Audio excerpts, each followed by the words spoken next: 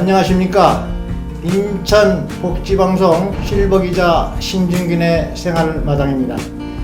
오늘은 인천사회복지협의회 남동구 협의회장을 맡고 계신 충효교회 담임 목사이신 이상구 목사님과 몇 말씀 드려보도록 하겠습니다. 남동 노인 충효 복지센터를 운영하고 계시는 이상구 목사님이십니다.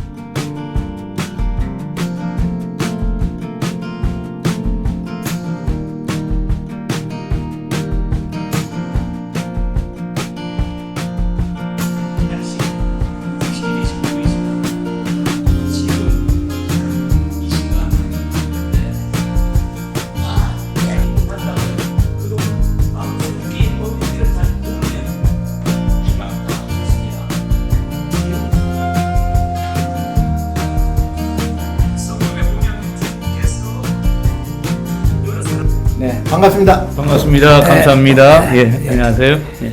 아주 어려운 일 하시느라고 진즉에 좀 찾아와서 만나 뵀어야 되는데 죄송합니다. 늦어서.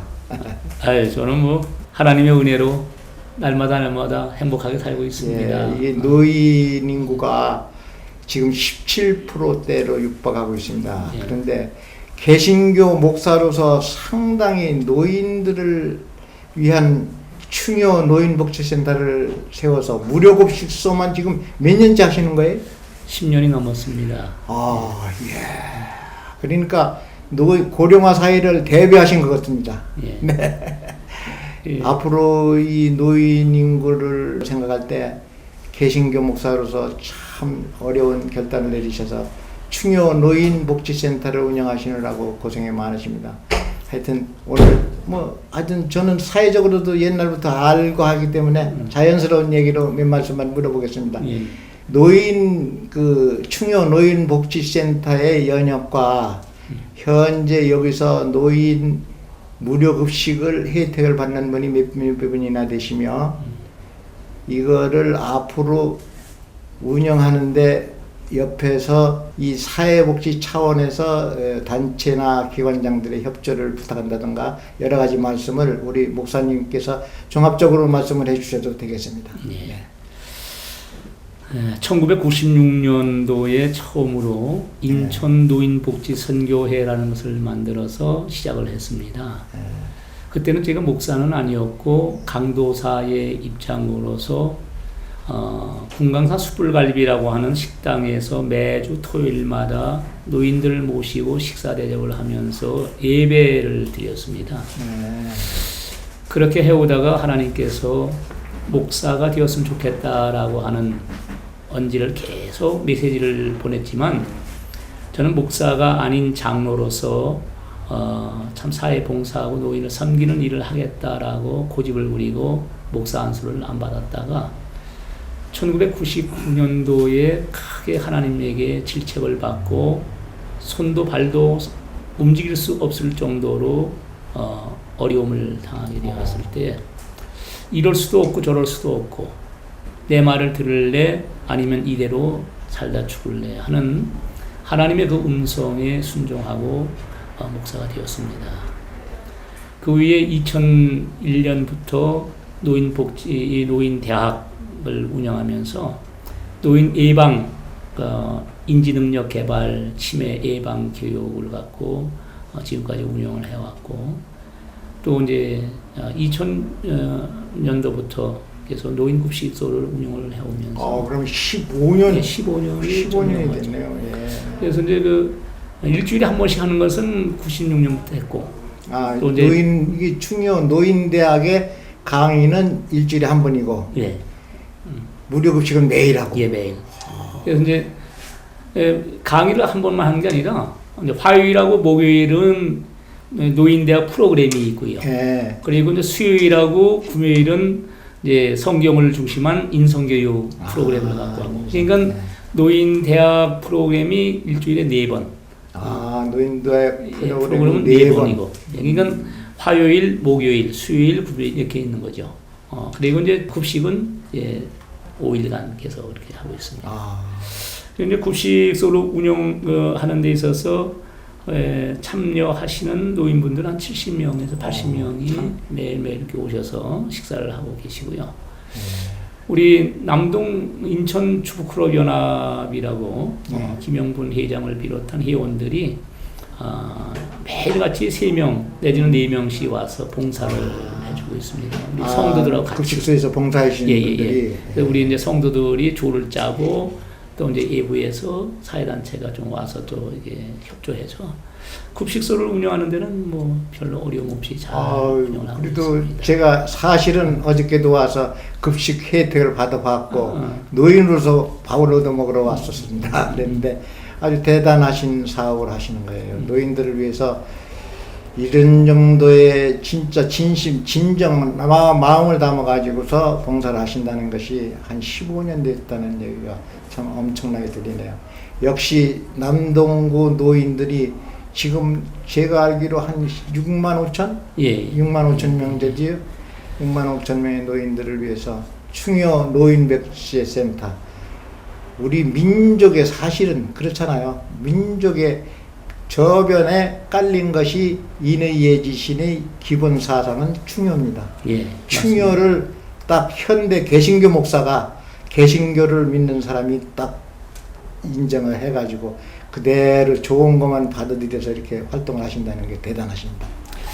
제가 하나님께서 처음 목사를 하라고 할 때 교회도 많고 목사도 많은데 제가 굳이 꼭 목사를 해야 되겠습니까? 제 꿈이 따로 있는데 그때 저들은 누가 구원하느냐 하면서 노인들을 바라보게 하셨고 그래서 노인은 미래의 우리의 모습이고 그 노인분들은 이 땅에서 살 수 있는 기간이 얼마 없는데 빨리 구원을 시켜야 되는데 그분들을 어떻게 구원시킬 것인가 하는 것을 고민을 하다가 노인들을 모이게 해야지 말씀을 전하던가 그렇죠. 뭐 얘기가 되니까 모이게 하는 방법은 밥을 해주는 방법밖에 없었어요. 그 당시에는. 그래서 그냥 저희가 처음에는 한 1, 2년은 각 경로당을 다니면서 점심을 해주는 걸로 다니다가 나중에 이제 하나님께서 예배도 드렸으면 좋겠다. 그래서 이제 한 군데 모여서 예배도 드리고 식사도 하고 그다음 이제 점점 이렇게 발전이 된 것 같은데 처음 시작은 하여튼 충여 노인복지센터 아니에요. 예, 노인들을 예, 위해서. 그렇습니다. 예. 예. 그래서 이제 우리 하나님께서 이렇게 끌고 간 거지. 내가 이제 지나온 날을 이렇게 보면 우리가 한 거, 우리가 계획 세운 게 아니라 그냥 그렇게 되어졌어요. 그냥 이렇게 살다 보니까 되어진 거 같아. 그래서 이제 인생은 살아가는 것이 아니라 사라지는 거다. 이런 걸 많이 느낍니다. 요즘 목사님 앞이라 내가 상당히 좀 조심스러운데요. 목사님의 말씀을 너무 잘하시니까 내가 할 말은 못 느끼겠습니다. 저기 이 사회 남동구 이 청장이나 사회 복지 단체나 각 그 복지인들과 구민들, 시민들에게 뭐 하고 싶은 말쯤이나 당부하고 싶은 말, 노인들에게 특히 어떤 말을 당부하고 싶은지 한번 말씀 좀 한번 해주시죠. 저희가 이제 선거 때가 되면 국회의원 선거 때도 후보자 정책 토론회를 했고 구청장 단체장들의 정책 토론회도 하면서 가장 제가 앞서서 얘기하는 것이 있다면 우리 남동구에만 해도 독거 노인이 1만 명에 육박하고 있습니다. 예.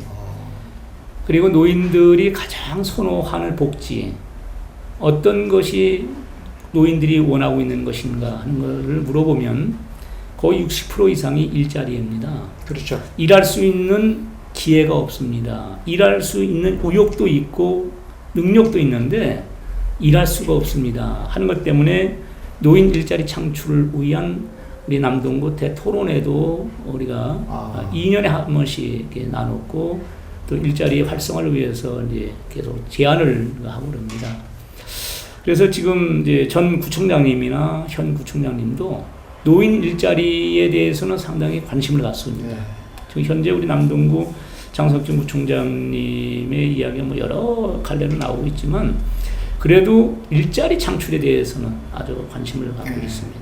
그거는 내가 좀 칭찬하고 싶다 하는 얘기고 앞으로도 우리 복지 정책의 방향이 노인들에게 그냥 무상으로 뭘 주는 것보다 그렇죠. 일할 수 있는 여건을 만들어가는 거에 최선을 좀 더 했으면 좋겠다는 생각이 듭니다. 맞아요. 제가 지금 노인지회만 출입해본 지가 연합회하고 각 지회, 남구지회 주로 내가 출입했었는데, 그때 당시에 남구 노인지회장 하던 분이 그 캐치프레이즈가 있습니다.